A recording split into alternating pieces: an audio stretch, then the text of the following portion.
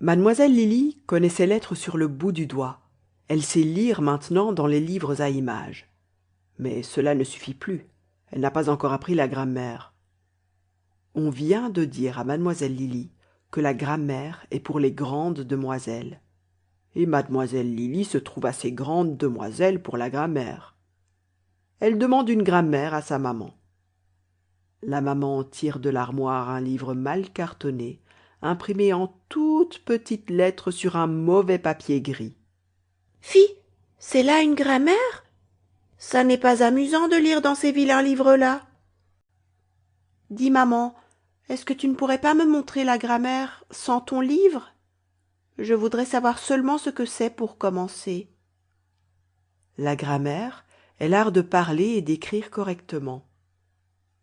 Grand étonnement de Mademoiselle Lily, qui parle très bien toute seule, sans grammaire, et qui a fait déjà des bâtons et des ronds sur plusieurs morceaux de papier, aussi sans grammaire.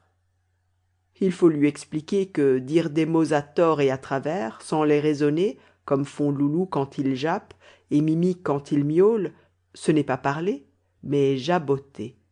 Mettre des jambages sur du papier, ce n'est pas non plus écrire. Écrire, c'est y mettre des phrases que l'on a composées soi-même et que les autres puissent comprendre comme s'ils les lisaient dans les livres. Qu'est-ce que c'est, des phrases? C'est la chose du monde la plus simple. As-tu fait ta prière ce matin en te levant? Oh oui, petite mère, j'ai demandé au bon Dieu d'être bien sage pendant toute la journée pour contenter papa et maman. Eh bien, voilà une phrase et une très bonne. C'est une suite de mots qui s'arrangent ensemble pour nous apprendre, à ton papa et à moi, que notre petite Lily nous aime bien. Il y a beaucoup de mots dans ta phrase. Si tu veux, nous allons les examiner les uns après les autres. Toute la grammaire y tient. Mademoiselle Lily est enchantée de savoir faire des phrases, et des bonnes, des phrases où tiennent toute la grammaire. Elle trouve que la grammaire, c'est très amusant. Nomme-moi ce que je vais te montrer.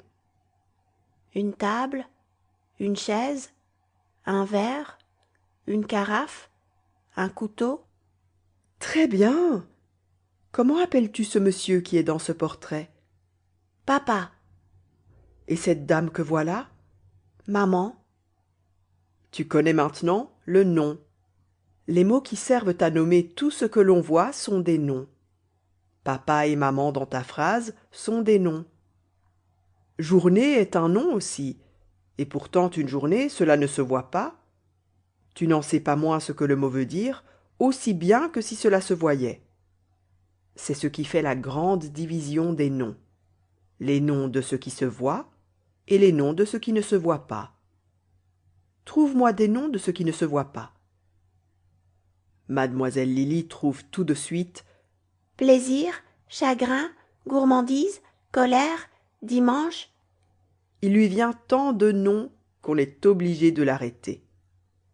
On lui apprend qu'il y a aussi des noms propres, appartenant à un seul objet, et des noms communs, qui sont communs à plusieurs. Lily est un nom propre, c'est la propriété de Mademoiselle Lily.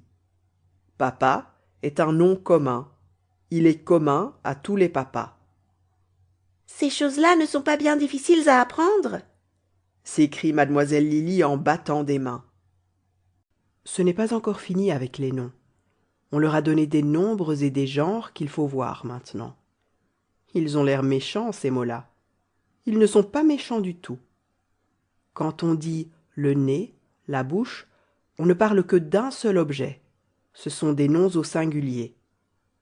Quand on dit les yeux, les oreilles, on parle de plusieurs objets.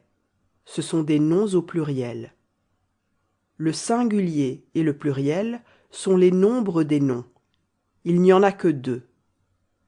Il n'y a aussi que deux genres, le masculin et le féminin. Lily est une petite femme, son nom est féminin. Toto est un petit homme, son nom est masculin. Papa est aussi un nom masculin, et maman est un nom féminin.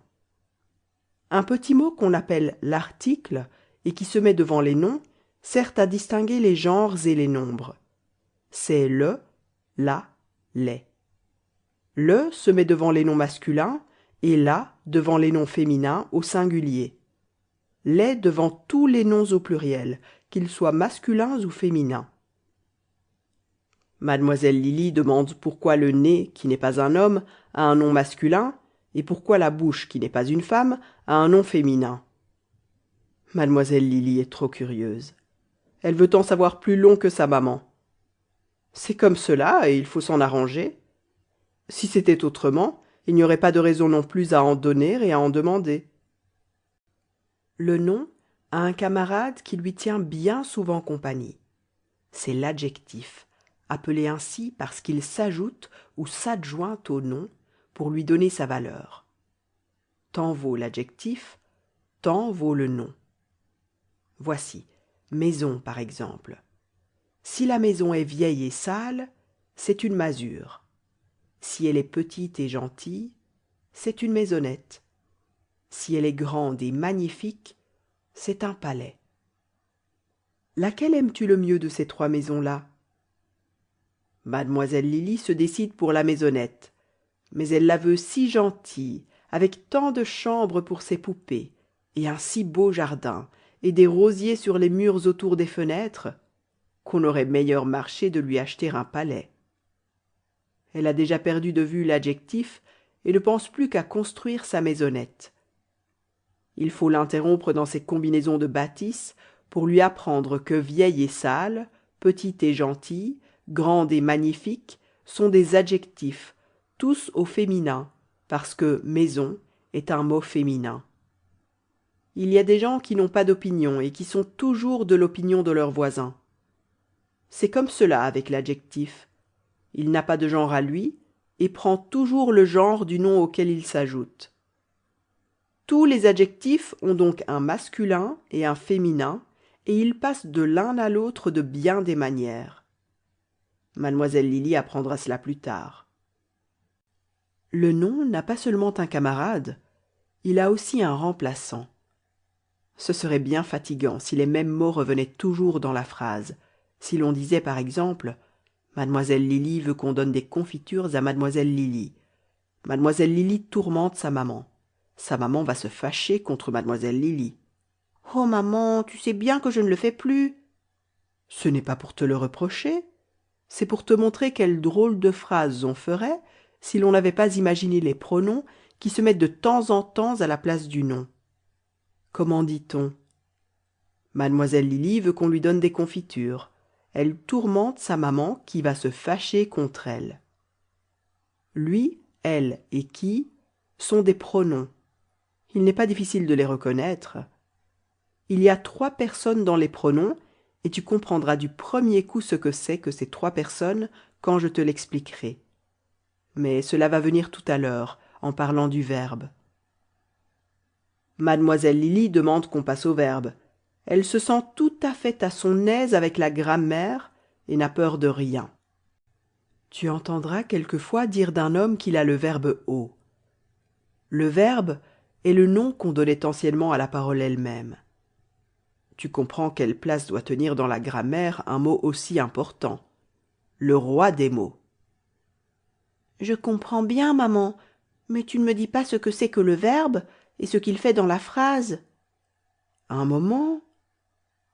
Lily est un nom, n'est-ce pas? Qu'est-ce que fait l'adjectif dans la phrase? Il nous dit les qualités de Lily. Et le pronom? Il se met à sa place. Le verbe nous dit les actions de Lily, quand elle mange, quand elle court, quand elle crie. C'est ce qu'il y a de plus important en elle. Elle aurait beau avoir toutes les qualités, si elle ne s'en sert pas pour bien faire, c'est comme si elle n'avait rien. Alors, quand je dis « j'aime papa et maman », j'aime, c'est un verbe. Tout ce qu'il y a de plus verbe. Ah bien, je connais le verbe maintenant. Je vais tâcher qu'il n'y ait jamais que de jolis verbes à dire de moi. Nous arrivons maintenant à ces trois personnes que je t'avais annoncées. Quand deux personnes causent ensemble d'une autre, il y en a une qui parle, une à qui l'on parle, une autre de qui l'on parle. Ce sont là trois personnes. Le matin, par exemple, quand je t'envoie porter le journal à papa, voici comment les choses se passent avec ces personnes.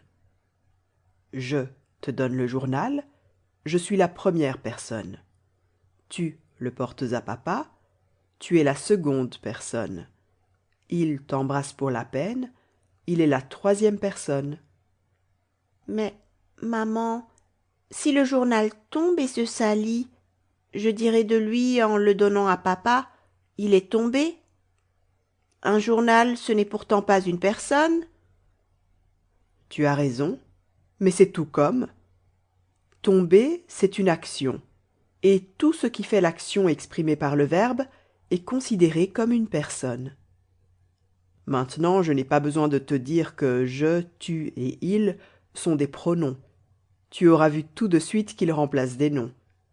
Ils sont là pour maman, Lily et papa. Il y avait une fois une petite fille, elle n'était peut-être pas la seule, qui n'avait pas 2 liards de tête. Elle ne prenait garde à rien de ce qu'elle faisait, ne savait plus rien de ce qu'elle avait fait, ne s'inquiétait de rien de ce qu'elle avait à faire. Allait-elle à la promenade, par exemple, elle s'éclaboussait partout, ne regardant jamais à ses pieds. Elle perdait tout, ne se souciant jamais de ce qui pouvait se passer derrière elle. Elle se heurtait à tout en ne regardant jamais non plus devant elle. Une fée qu'il aimait beaucoup lui donna 3 petits amis chargés de l'accompagner en tout lieu. Le premier, qui marchait à ses côtés, la conduisait par la main. Le second, qui la suivait, ramassait ce qui traînait où elle avait passé. Le troisième, qui allait en avant, écartait les obstacles placés sur sa route. De cette façon, tout allait bien pour la petite fille, et par reconnaissance, quand plus tard on imagina le verbe, elle y fit mettre ses 3 petits amis qui y sont encore. Ce sont le présent, le passé et le futur. Je fais, j'ai fait et je ferai. On les appelle les temps du verbe. Ils ont 3 petites femmes, ces 3 petits amis. Ce sont l'attention, la mémoire et la prévoyance. Mets-toi bien ces 3 choses-là dans la tête, et tout ira bien pour toi. Mademoiselle Lily est très contente de connaître le présent, le passé et le futur. Elle se promet bien d'être à l'avenir pleine de respect pour eux et pour leurs 3 petites femmes, l'attention, la mémoire et la prévoyance. Les verbes n'ont pas seulement des temps, ils ont aussi des modes. Mademoiselle Lily ouvre de grands yeux en entendant parler de ces modes. Ses grandes amies lui ont appris déjà ce que c'est qu'une faiseuse de mode. Elle demande en riant si c'est la même chose. Et voyez comme c'est drôle, il se trouve que c'est justement la même chose. Mode signifie manière. Les modes de la faiseuse de mode sont les différentes manières de s'habiller. Les modes du verbe sont les différentes manières d'exprimer l'action, de dire comment on agit. Tantôt on dit simplement que l'action a lieu, qu'elle a eu lieu ou qu'elle aura lieu.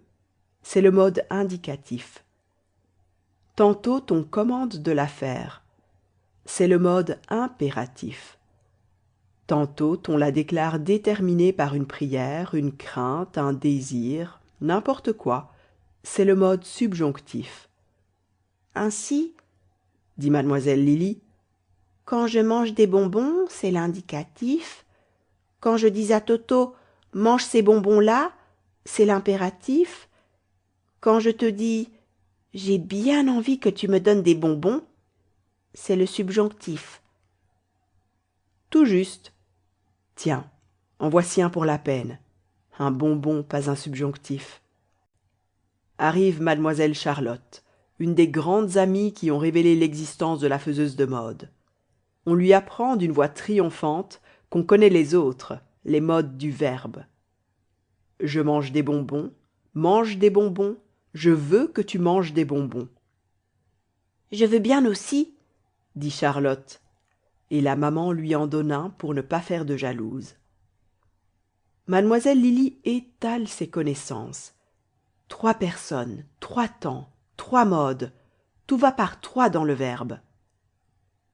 Charlotte est une jeune personne très instruite. Manger des bonbons? S'écrie-t-elle la bouche pleine.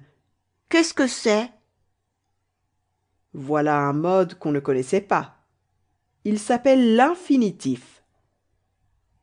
Celui-là, c'est tout simplement l'action elle-même, désignée par son nom, sans dire par qui elle a été faite, ni quand. Il y en a un exemple dans la jolie fable de La Fontaine, le savetier et le financier. Et le financier se plaignait que les soins de la Providence n'eussent pas au marché fait vendre le dormir comme le manger et le boire. Dormir, manger et boire, qui s'emploient ici comme des noms, sont des infinitifs, un nom qu'on t'expliquera plus tard avec ceux des autres modes. Mademoiselle Lily a un peu de peine à se faire entrer tout cela dans la tête. Mais c'est une fille d'esprit. L'infinitif entrera. Si nous passions au participe, dit Charlotte la savante qui n'a plus rien dans la bouche. Elle est très forte sur le verbe, l'amie Charlotte? La maman en profite pour aller voir ce qui se passe à la cuisine et lui laisse la leçon à continuer. Vois-tu, le participe est un mot qui est gentil comme tout, un mot d'attrape. Tu crois que c'est un verbe? Pas du tout, c'est un adjectif. Tu crois que c'est un adjectif? Pas du tout, c'est un verbe. C'est un adjectif dans le verbe, c'est l'adjectif du verbe, comme l'infinitif en est le nom. Tu devrais m'en montrer des participes pour que je comprenne. Eh bien, tu te rappelles le prince charmant que je t'ai conté l'autre jour? Charmant, c'est bien un adjectif, il n'y a pas à dire. Prends un peu le verbe charmer. Tu y trouveras le participe présent charmant. Ma petite Lily me charmant par sa gentillesse, je l'embrasse sur les 2 joues. C'est toi qui es bien gentil. Pourquoi dis-tu le participe présent? Parce qu'il y en a un autre, le participe passé. Avec une révérence. Je suis charmée, mademoiselle, d'avoir l'honneur d'être de votre compagnie. Charlotte veut expliquer que le participe s'appelle ainsi parce qu'il participe à la fois du verbe et de l'adjectif. Le verbe participer est bien gros pour mademoiselle Lily. L'explication en reste là. Veux-tu que je t'apprenne maintenant les verbes auxiliaires? Ce n'est rien du tout à apprendre. Mademoiselle Lily commence à trouver qu'elle en a assez du verbe. Mais on ne peut pas résister à Charlotte, qui est une impétueuse. Qu'est-ce que c'est donc que les auxiliaires? Tu sais, le cheval qui attend l'omnibus au bas de la butte Montmartre et qu'on attelle en avant des 2 autres pour les aider à la monter, c'est un auxiliaire. Quand on fait la guerre et qu'on a des amis qui viennent se mettre avec vous pour vous aider à battre les ennemis, ce sont aussi des auxiliaires. Les verbes auxiliaires sont ceux qui aident à conjuguer les autres. Conjuguer? Tiens, on ne t'a pas dit ce que c'est que conjuguer un verbe? C'est mettre bout à bout tous ces modes et tous ces temps. Je mange, j'ai mangé, j'avais mangé, j'aurais mangé, manger, avoir mangé. Tu vois, on ajoute le verbe avoir au participe passé manger, et cela fait toutes sortes de modes et de temps. Il y en a 2 de ces verbes auxiliaires. Le verbe avoir d'abord, que je viens de te dire, et puis le verbe être, qui s'ajoute aussi au participe passé pour faire le passif. Je suis mangé. Le verbe avoir sert pour l'actif. Je parierais que tu ne sais pas non plus ce que c'est que l'actif et le passif. Mais, ma chère, tu ne sais rien du verbe. Il faut absolument que je t'apprenne l'actif et le passif. Charlotte est terrible. Voilà mademoiselle Lily forcée d'apprendre l'actif et le passif. Prenons la première action venue. Tiens, tout à l'heure, quand je t'ai embrassé. C'est moi qui ai fait l'action, je pouvais dire « j'embrasse ». J'étais l'actif. C'est toi qui as souffert l'action, tu pouvais dire « je suis embrassé ». Tu étais le passif. Mais je n'ai pas souffert du tout. Cela ne fait rien. Passif veut dire qui souffre, qui supporte, qui est le but de l'action, comme actif veut dire qui agit. J'en suis parfaitement sûre, il ne faut pas me taquiner là-dessus. Veux-tu que je prenne un autre exemple? J'ai un bâton et je me fâche avec toi. Je te bats et tu es battu. Tu ne diras pas cette fois-là que tu ne souffres pas. Mais je ne veux pas que tu me battes. Tu es bête. C'est pour te donner un exemple du passif. Je ne fais que semblant de te battre, je te bats pour rire. Vois-tu, dans toute action, il y en a un qui l'a fait et un autre sur qui elle est faite. Je te caresse, tu es caressé. Je te gronde, tu es grondé. Mais quand je dors, personne n'est dormi. C'est vrai, je ne pensais plus à ces verbes-là. Ce sont les verbes neutres. On s'en sert pour les actions qui ne se font sur personne, comme rire, pleurer, grandir et dormir, que tu as trouvées toute seule. Cela me rappelle qu'il y a encore bien des verbes que tu ne connais pas, les verbes irréguliers, les verbes défectifs, les verbes pronominaux. Prudence, la bonne de Charlotte, vient la chercher. Il n'était que temps. Qu'est-ce que Charlotte me raconte, ma pauvre Lily? Elle prétend que tu n'as pas de goût à la grammaire. Écoute, maman, tu as dit que j'avais fait une belle phrase où tenait toute la grammaire et que nous enverrions les mots les uns après les autres. J'aimerais mieux cela. Te la rappelles-tu, ma phrase? Bien sûr, j'y ai eu trop de plaisir pour l'oublier. Oh oui, petite mère, j'ai demandé au bon Dieu d'être bien sage pendant toute la journée pour contenter papa et maman. Nous ne sommes pas sortis jusqu'à présent des mots de ta phrase. Ces noms, tu les as vus? Elle a des adjectifs, petit et sage, un pronom dans j'ai demandé. Tu trouves à la fois avec le pronom je un participe passé et le verbe auxiliaire avoir. Il ne te reste plus que 4 espèces de mots à apprendre. Nous les trouverons aussi dans ta phrase. Et sais-tu comment s'appelle ce que nous faisons là? Eh bien, c'est de l'analyse grammaticale. Tu ne diras pas, j'espère, qu'analyse est un vilain mot. Il est bien aussi beau que lise. L'analyse fait comme la femme de lessive que nous avons eue l'autre jour, qui triait dans le paquet de linge les mouchoirs, les chemises et les bas pour les mettre ensemble. Elle prend tous les mots d'une phrase, espèce par espèce, les appelle par leur nom et les met ensemble. Tu as demandé au bon Dieu d'être bien sage. Bien. Voilà une espèce de mot que nous n'avons pas encore vu. Celui-là, c'est un adverbe. On l'appelle ainsi parce qu'il s'ajoute au verbe, comme l'adjectif s'ajoute au nom, pour préciser sa valeur.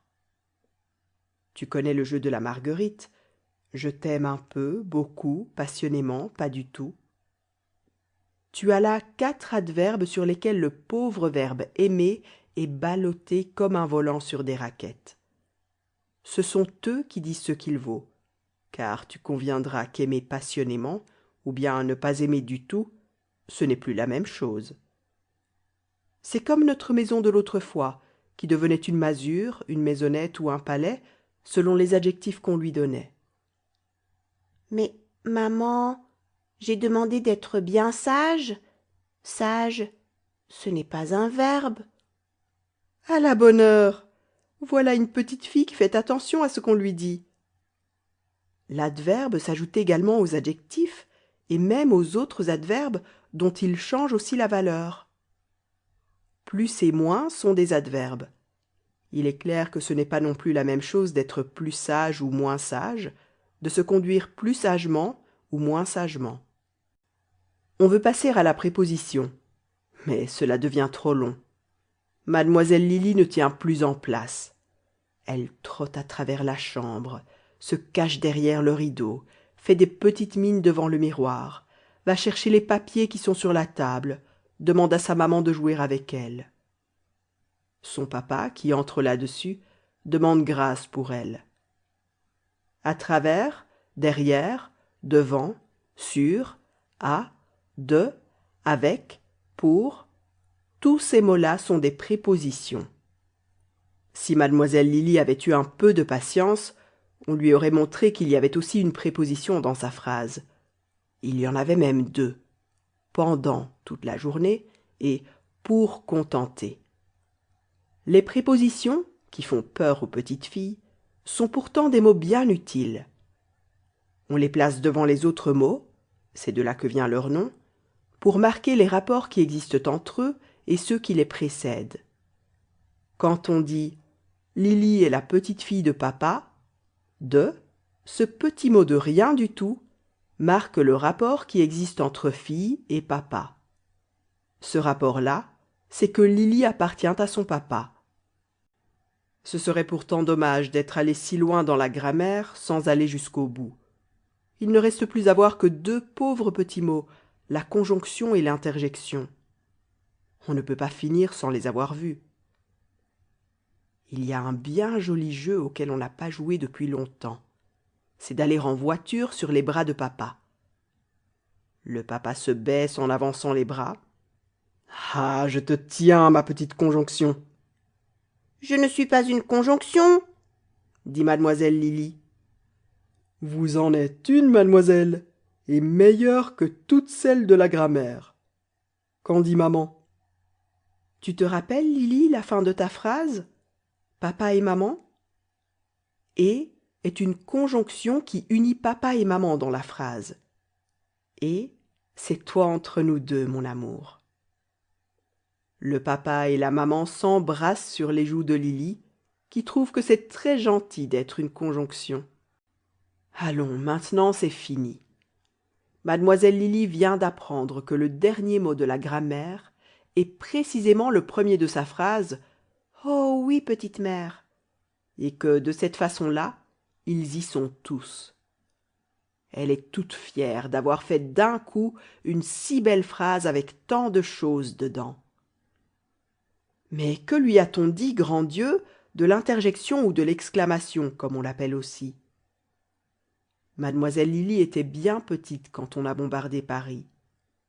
Pourtant, elle se rappelle encore les « boum, boum » que cela faisait.